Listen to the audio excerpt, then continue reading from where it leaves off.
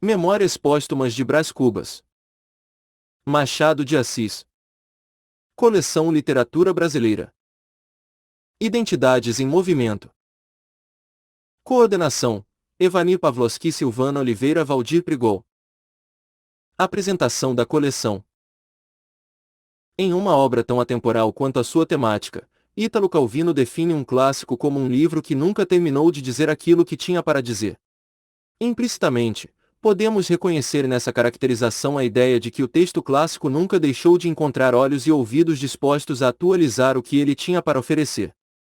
Na diacronia de sua própria transcendência, o clássico sempre alcançou sentidos humanos em busca dos mesmos novos sentidos.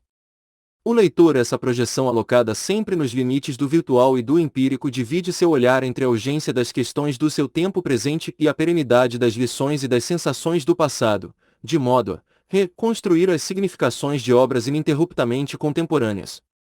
A leitura de um clássico é sempre uma apropriação anacrônica do que precisamos lembrar e do que almejamos descobrir. Nesse sentido, não apenas a identidade dos leitores. Memórias Póstumas de Brás Cubas. 4. A mobilizada, mas também o cânone identitário autoral que subjaz à formação do conjunto de obras consideradas clássicas. A descoberta de si nos reflexos do texto acompanha a dinâmica da redescoberta do outro nas entranhas das palavras. A coleção Literatura Brasileira, Identidades em Movimento propõe-se a estabelecer esses diálogos transhistóricos e subjetivos por meio da publicação de 24 obras da nossa arte literária, tendo como preceito a ênfase na relevância da releitura dos clássicos, considerando que, como lembra Calvino, toda releitura de um clássico é uma leitura de descoberta como a primeira. E como também diz Adolfo Casais Monteiro, a obra literária, como o camaleão, muda de cor conforme o lugar onde se encontra. Serão publicados até 3 títulos por ano, que formarão, em seu conjunto, um amplo panorama da produção literária nacional, desde o olhar poético inaugural sobre o território brasileiro na Carta de Pero Vaz de Caminha até a visão trans. Diretora do Modernismo de Mário de Andrade, em Pauliceia. Desvairada. Cada edição incluirá uma introdução crítica sobre a obra assinada por um ou uma pesquisador, reconhecido, na área dos estudos literários. O objetivo deste paratexto não é de forma alguma restringir os múltiplos aspectos de cada título ou conduzir o leitor a uma interpretação prévia de seu conteúdo, mas fomentar a reflexão sobre a obra e ampliar o prazer da leitura, como experiência do presente.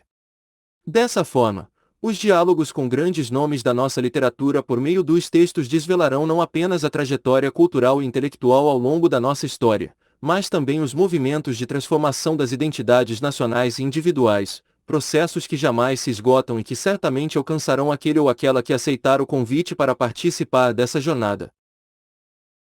Apresentação. Deus te livre, leitor, de uma ideia fixa. Silvana Oliveira Valdir Prigol. O leitor. O que pode o leitor? Que potências a literatura ainda possui? Quais as relações do lido com o vivido? O que vale nossa vida diante do que lemos? O que lemos pode tornar-se uma ideia fixa pela qual conduzimos nossas vidas. O que lemos pode desconstruir ideias fixas. Podemos reescrever o lido. Quais as relações entre a literatura, a teoria e o leitor? Salvo engano, as Memórias Póstumas de Brás Cubas oferecem uma grande contribuição para pensar possíveis respostas às perguntas e, inclusive, nos levar a pensar questões que normalmente deixamos na sombra quando discutimos o assunto. O livro Memórias Póstumas de Brás Cubas foi publicado em 1880, em blocos, como um folhetim, na Revista Brasileira. Revista, que Memórias Póstumas de Brás Cubas. 6. Como diz Samuel Titan Jr., não separava ficção e não ficção e nem colocava o nome do autor junto ao título. O nome só era colocado no final da publicação. Assim, o leitor que tomou contato com o texto em 1880 pode ter pensado, inicialmente, que estava diante de mais um texto memorialístico, efeito logo desfeito pelo narrador ao apresentar-se como defunto autor. No texto publicado na revista não constava dedicatória ao verme nem o capítulo prefácio ao leitor.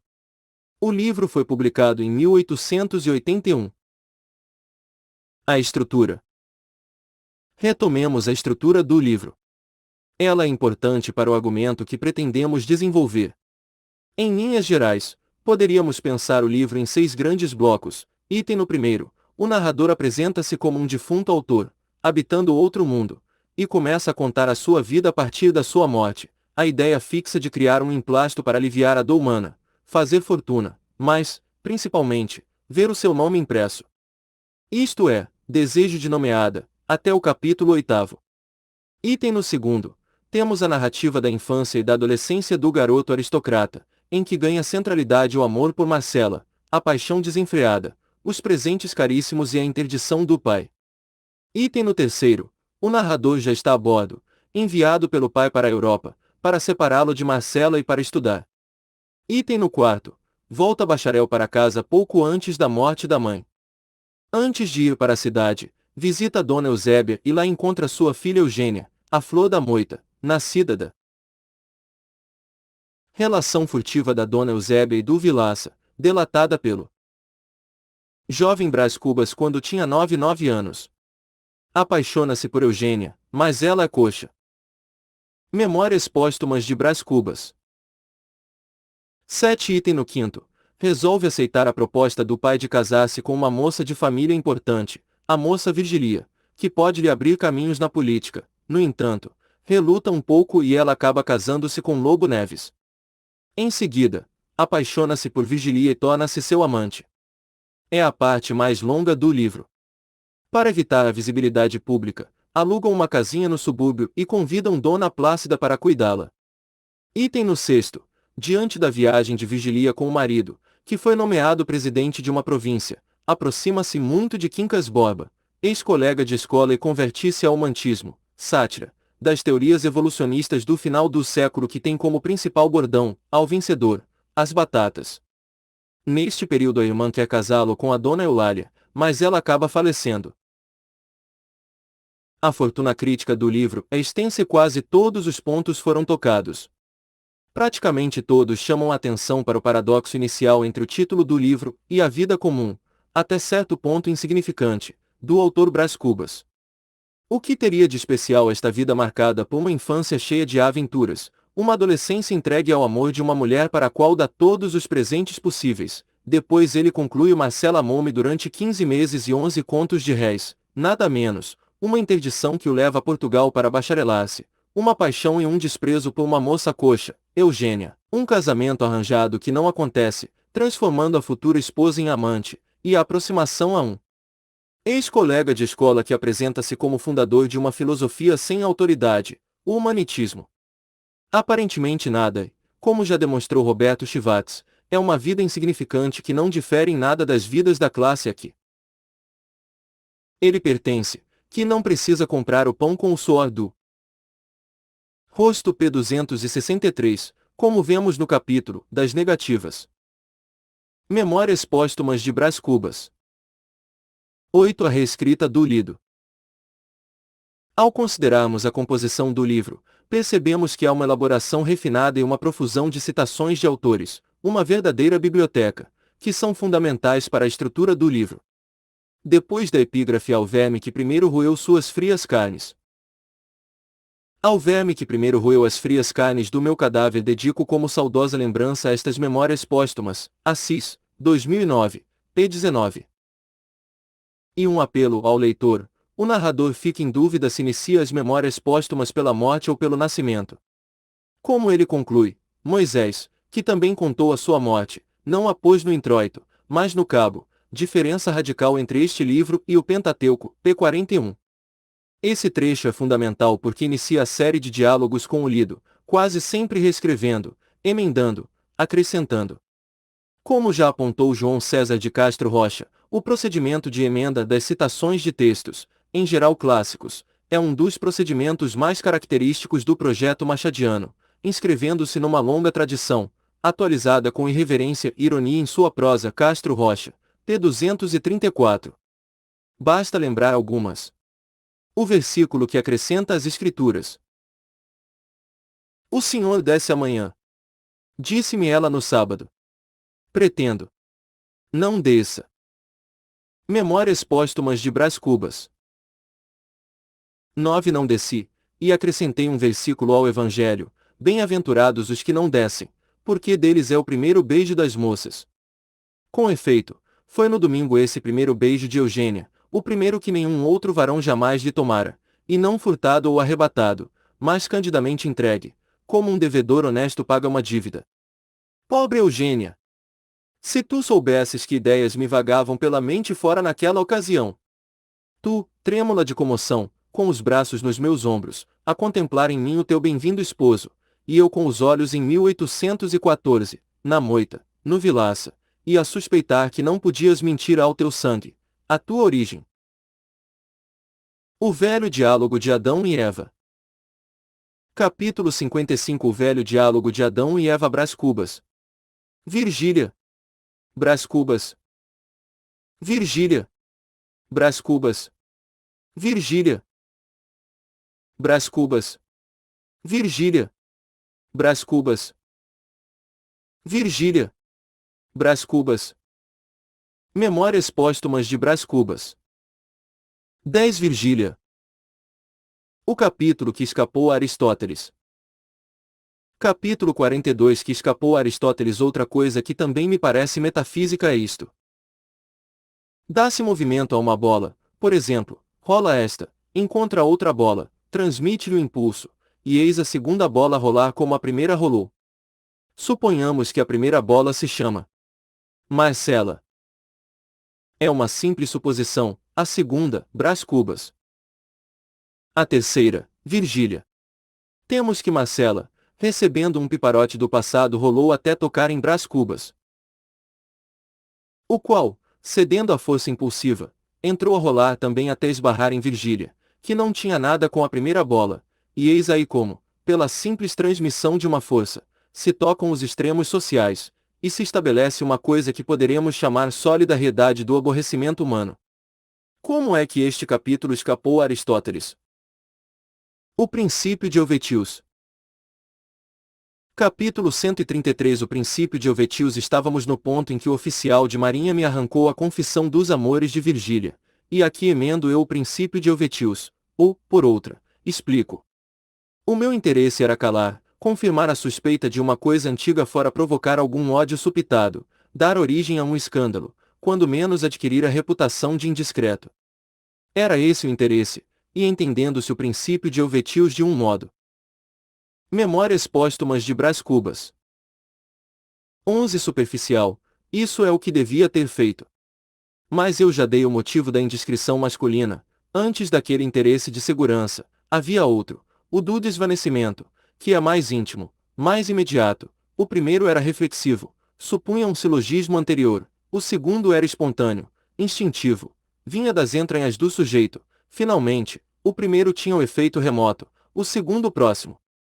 Conclusão: o princípio de Helvetius é verdadeiro no meu caso, a diferença é que não era o interesse aparente, mas o recôndito. Mas, principalmente, poderíamos destacar a reescrita da imagem do caniço pensante, proposta por Pascal, para imaginar o ser humano. Como diz Brás Cubas. Aí tem o leitor, em poucas linhas, o retrato físico e moral da pessoa que devia influir mais tarde na minha vida. Era aquilo com 16 anos. Tu que me lês, se ainda fores viva, quando estas páginas vierem à luz, tu que me lês, Virgília amada, não reparas na diferença entre a linguagem de hoje e a que primeiro empreguei quando te vi. Crê que era tão sincero então como agora, a morte não me tornou rabugento, nem injusto. Mas, dirás tu, como é que podes assim discernir a verdade daquele tempo, e exprimi-la depois de tantos anos? Ah! Indiscreta! Ah! Ignorantona! Mas é isso mesmo que nos faz senhores da terra, é esse poder de restaurar o passado, para tocar a instabilidade das nossas impressões e a vaidade dos nossos afetos. Deixa lá dizer Pascal que o homem é um caniço pensante. Não, é uma errata pensante, isso sim. Cada estação da vida é uma edição, que corrige a anterior, e que será. Memórias póstumas de Brás Cubas. 12 Corrigida também, até a edição definitiva, que o editor dá de graça aos vermes. Além de alterar a imagem presente no texto de Pascal, essa reescrita parece apontar para a própria composição do livro, já que as fases da vida são pensadas como reedições. Quando está próximo de Virgília, pensa que está na quarta edição e, ao encontrar Marcela, lembra da antiga relação e diz que eram olhos de primeira edição. A edição final entregue aos Vermes trata bem dos 7 capítulos iniciais, em que fala desde o outro lado, e comenta as circunstâncias da sua morte, como se fosse a introdução, para depois narrar as pelo menos 5 reedições de sua vida: Marcela, Viagem para a Europa, Eugênia, Virgília, Quincas Borba. O emplasto e a decisão do leitor. A escrita das memórias póstumas, desde o outro mundo, permite ao defunto constituir-se como autor de sua vida, que serve para reescrever as ideias fixas do que leu, emendando-as, alterando-as, como fizeram os autores que ele cita. E isso desdobra-se na própria estrutura do livro. A passagem de uma posição a outra mostra que para este defunto autor nada ganha fixidez e abre para o leitor, através da exposição, o pensamento sobre as questões contraditórias. Capítulo 2. O emplasto com efeito. Um dia de manhã, estando a passear na chácara, pendurou-se-me uma ideia no trapézio que eu tinha no cérebro. Uma vez pendurada, entrou-a. Memórias póstumas de Brás Cubas. 13. Bracejar, a pernear, a fazer as mais arrojadas cabriolas de volatim, que é possível crer. Eu deixei-me estar a contemplá-la. Súbito, deu um grande salto, estendeu os braços e as pernas, até tomar a forma de um X, decifra-me ou devoro-te. Essa ideia era nada menos que a invenção de um medicamento sublime, um emplasto antipocondríaco, destinado a aliviar a nossa melancólica humanidade. Na petição de privilégio que então redigi, chamei a atenção do governo para esse resultado, verdadeiramente cristão. Todavia, não neguei aos amigos as vantagens pecuniárias que deviam resultar da distribuição de um produto de tamanhos e tão profundos efeitos. Agora, porém, que estou cá do outro lado da vida, posso confessar tudo. O que me influiu principalmente foi o gosto de ver impressas nos jornais, mostradores, folhetos, esquinas, e enfim nas caixinhas do remédio, estas 3 palavras: emplasto Brás Cubas. Para que negá-lo? Eu tinha a paixão do arruído, do cartaz, do foguete de lágrimas. Talvez os modestos me arguam esse defeito, fio, porém, que esse talento me hão de reconhecer os hábeis. Assim, a minha ideia trazia 2 faces, como as medalhas, uma virada para o público, outra para mim. De um lado, filantropia e lucro, de outro lado, sede de nomeada. Digamos, amor da glória. Um tio meu, cônego de prebenda inteira, costumava dizer que o amor da glória temporal era a perdição das almas, que só devem cobiçar a glória eterna. Ao que retorquia outro tio, oficial de um dos antigos terços de infantaria, que o amor da glória era a coisa mais verdadeiramente humana que há no homem, e, conseguintemente, a sua mais genuína feição. Memórias póstumas de Brás Cubas. 14. Decido o leitor entre o militar e o cônego, eu volto ao emplasto. Capítulo 4. A ideia fixa. A minha ideia, depois de tantas cabriolas, constituíra-se ideia fixa.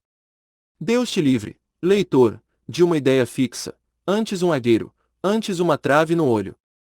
Mal comparando, é como a raia miúda, que se acolhia à sombra do castelo feudal, caiu este e a raia ficou. Verdade é que se fez graúda e castelã.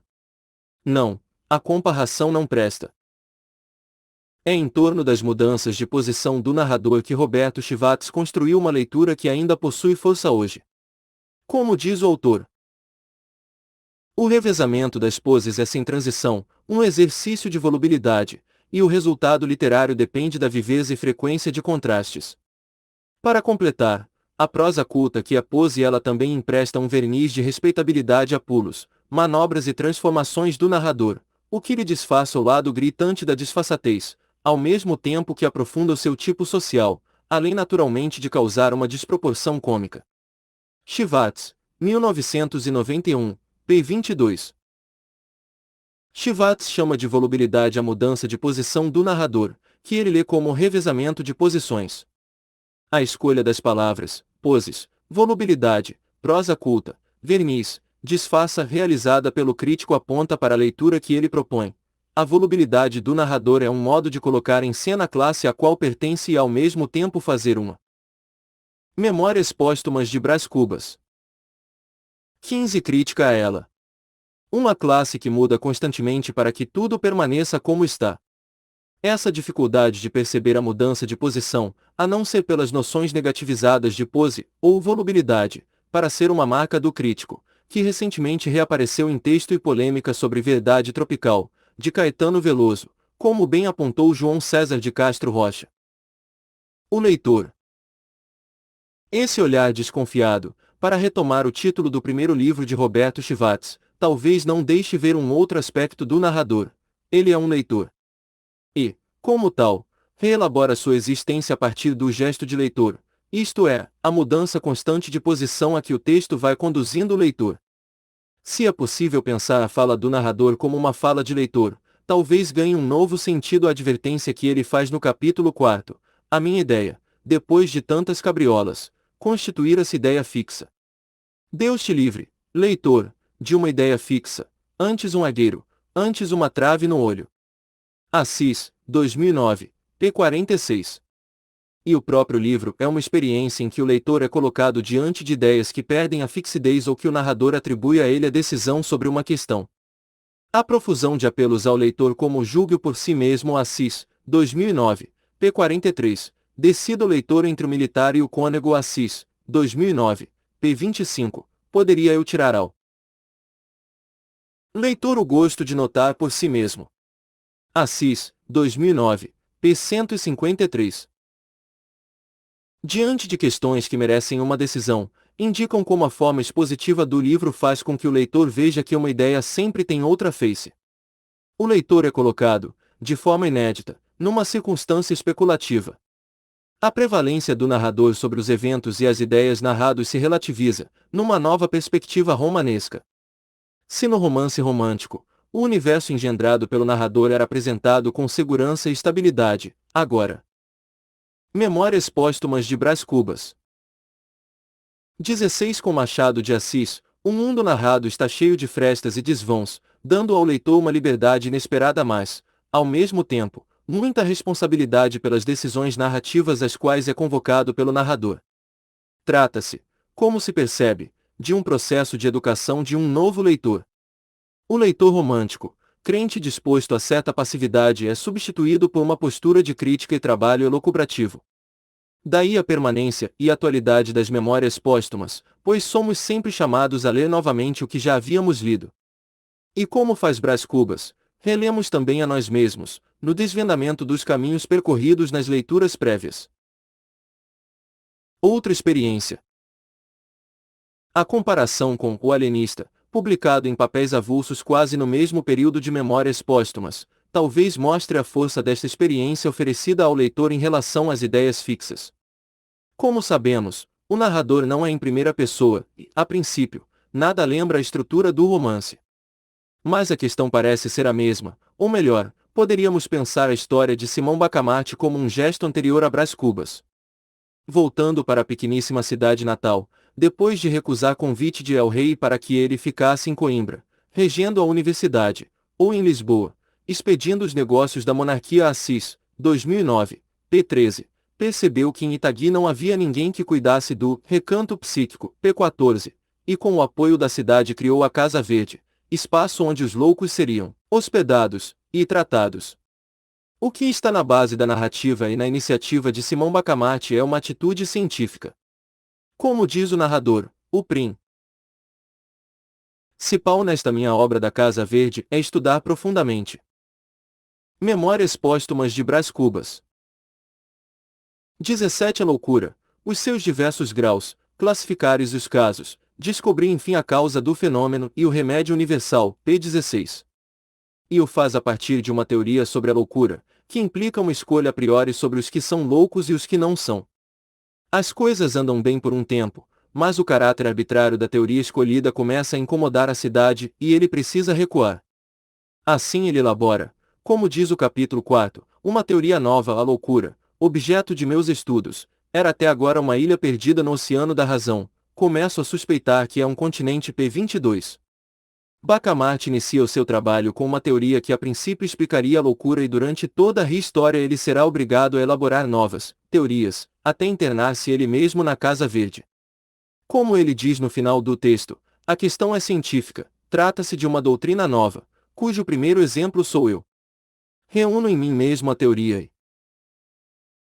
a prática. P. 55. A teoria, percebe Simão Bacamarte, pode tornar-se ela mesma uma ideia fixa, o que leva o seu portador a classificar e separar a realidade a partir de um a priori, que é, como percebeu o médico no final, da ordem do inapreensível. Aqui também o leitor é colocado diante da mudança de posição e faz experiência com uma ideia fixa em relação à loucura. No final do século XIX, no momento em que Machado de Assis escreve Memórias Póstumas de Brás Cubas e o Alienista, uma ideia fixa ganha força, o determinismo como forma privilegiada de interpretação da realidade e que está na base de livros como O Cortiço, de Aloísio Azevedo, e poemas de Olavo Bilac, entre outros. A presença do sol, como mostrou Rodrigo Naves, nos textos destes autores, e pintores como Almeida Júnior, é uma imagem que parece sintetizar a força do meio e da raça sobre a vida dos seres humanos, determinando-os e deixando-os presos à ideia de ciclo. Se a capacidade criadora da ficção é, como diz João César de Castro Rocha, a possibilidade de produzir imagens que sem o espelho seriam invisíveis, p. 7. O livro de Machado ganha outra potência se pensarmos que ele parece olhar para o modo Memórias Póstumas de Brás Cubas. 18 de ler presente naquele período também como uma forma de ideia fixa, de determinismo, como um modo de ficarmos presos no espelho do outro. Espelho, como diz Castro Rocha, que acabou funcionando também em relação aos textos de Machado de Assis. O texto machadiano encontra-se quase sempre ilhado por um mar de citações, formando um autêntico colar de proteção que torna praticamente ociosa a leitura do texto literário, relegado ao papel anódino de confirmação desta ou daquela teoria P13, o paradoxo do autor matriz. Por isso, a leitura efetiva de textos como Memórias Póstumas de Brás Cubas e O Alienista pode oferecer para o leitor fazer experiência com as ideias fixas de uma época, mas também com as suas próprias ideias fixas, porque os textos o colocam diante uma ambiguidade hermenêutica, duplicidade de sentido, impossibilidade conclusiva, e o ato interpretativo transforma-se num quebra-cabeça cuja peça-chave nunca se encontra. O naufrágio das ilusões, p. 10. A literatura. E o que possibilita ao defunto autor a reescrita, a emenda, a ressignificação do lido? Nas palavras do defunto autor, é a literatura. Nesse sentido, o capítulo inicial, ao leitor, é estratégico, porque, entre piparotes e ironias, diz o que dá a possibilidade para ele construir-se como um autor depois de morto, cá neste mundo, posição reiterada por Machado de Assis no prólogo da 4ª edição, a partir do que ele reescreve o lido.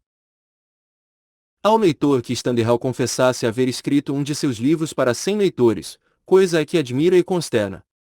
O que não admira, nem provavelmente consternará, é Memórias Póstumas de Brás Cubas.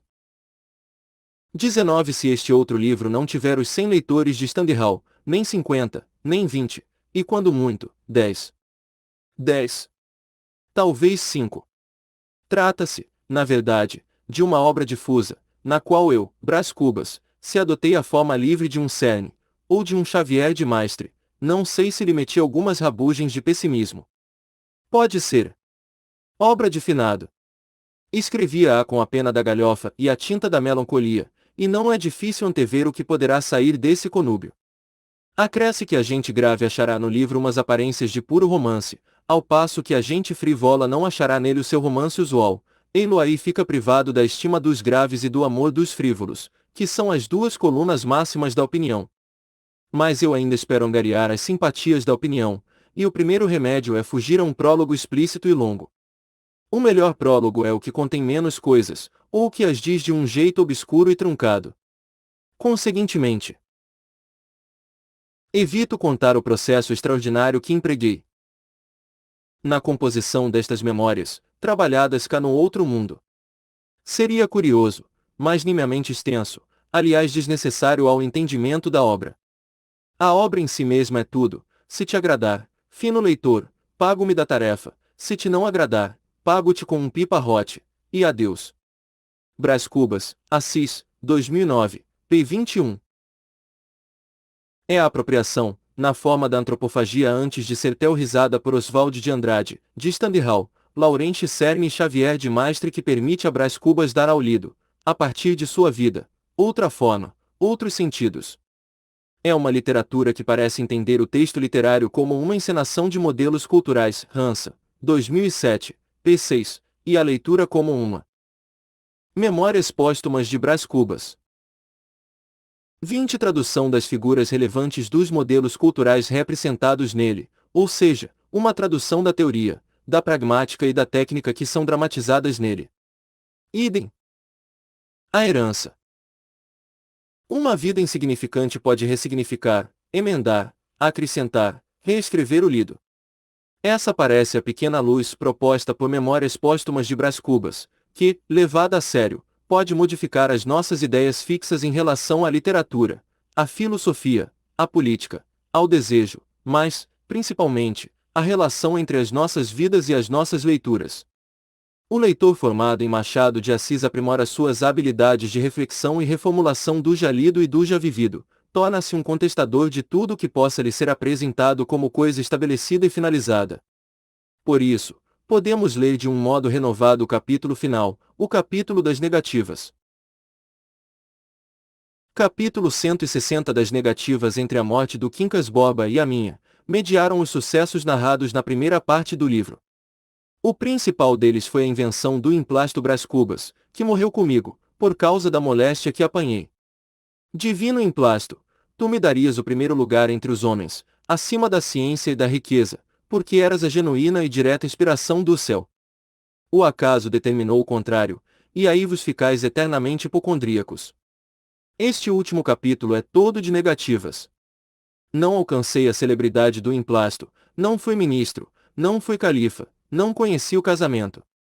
Verdade é que, ao Memórias Póstumas de Brás Cubas. 21 Lado dessas faltas, coube-me a boa fortuna de não comprar o pão com o suor do meu rosto. Mas, não padeci a morte de Dona Plácida, nem a semidemência do Quincas Borba.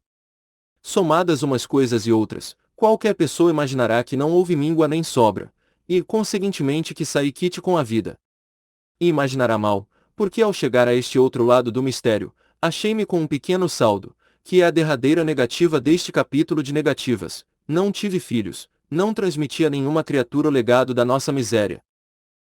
Ele não deixa herdeiros. Ele não produz filiação. Elabora, sim, uma teoria da leitura que aposta no texto como um espaço de produção de mudanças das posições do leitor. A leitura como uma possibilidade de escrever e reescrever nossas vidas insignificantes.